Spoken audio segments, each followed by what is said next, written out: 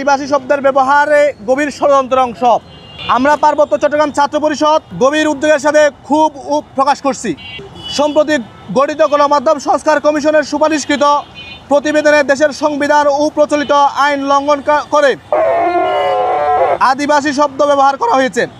আমরা মনে করি এটি বাংলাদেশের সার্বভৌমত্বের বিরুদ্ধে একটি সুদূর প্রসারী ষড়যন্ত্র, যার মূল লক্ষ্য পার্বত্য চট্টগ্রামকে বিচ্ছিন্ন করে একটি স্বাধীন রাষ্ট্র প্রতিষ্ঠা করা।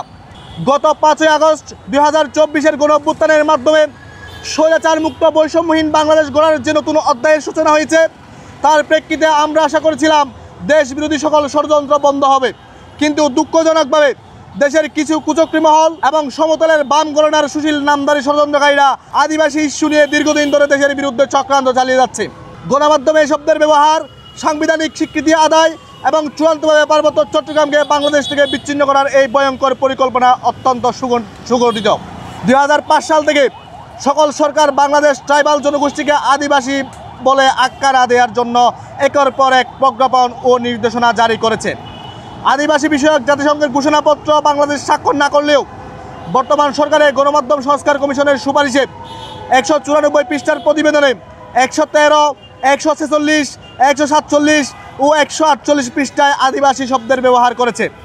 কমিশনের প্রধান ও জ্যেষ্ঠ সাংবাদিক কামাল আহমেদ গত শনিবার 22 মার্চ দুপুরে মাননীয় প্রধান উপদেষ্টার নিকট জমা দেয়া ও প্রতিবেদনে আদিবাসী শব্দ ব্যবহার করেছেন, যা অত্যন্ত নিন্দনীয়।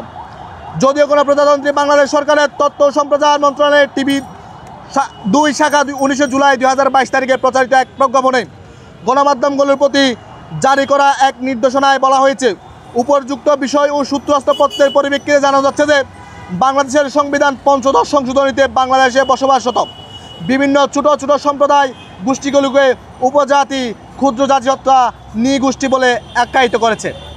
বর্ণিত অবস্থায় 9 আগস্ট 2022 তারিখে আন্তর্জাতিক আদিবাসী দিবস উপলক্ষে আয়োজিত টকশোতে অংশগ্রহণকারী বিশ্ববিদ্যালয়ের শিক্ষক, বিশেষজ্ঞ এবং সংবাদপত্রের সম্পাদক সহ সুশীল সমাজের অন্যান্য ব্যক্তিবর্গকে বাংলাদেশের ক্ষেত্রে আদিবাসী শব্দটি ব্যবহার না করার বিষয়ে সাংবিধানিক বাধ্যবাধকতা সম্পর্কে প্রচারের জন্য নির্দেশক্রমে অনুরোধ করা হলো। এই ধরনের আরও অনেক সরকারি প্রজ্ঞাপন থাকার পরেও গণমাধ্যম সংস্কার কমিশনের রিপোর্টে বিভিন্ন স্থানে আদিবাসী শব্দ ব্যবহার করা হয়েছে, যা অত্যন্ত উদ্বেগজনক। আমরা পার্বত্য চট্টগ্রাম ছাত্র পরিষদ এর তীব্র নিন্দা জানাচ্ছি।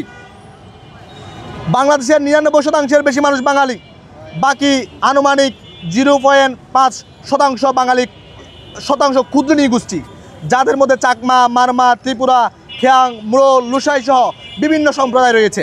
জাতিগতভাবে আমরা বাঙালি বা ক্ষুদ্র নৃগোষ্ঠী হলেও আমাদের সামষ্টিক পরিচয় আমরা সবাই বাংলাদেশি। কিন্তু নিজ জাতি ও বাংলাদেশি পরিচয় বাদ দিয়ে কুচক্রী মহল, বিদেশি এনজিও, ভারতীয় স্বার্থান্বেষী মহলের প্ররোচনায় আদিবাসী শব্দ ব্যবহারের মাধ্যমে রাষ্ট্রবিরোধী কর্মকাণ্ডে লিপ্ত, এদের বিরুদ্ধে শক্ত ব্যবস্থা নেওয়া রাষ্ট্রের জন্য জরুরি।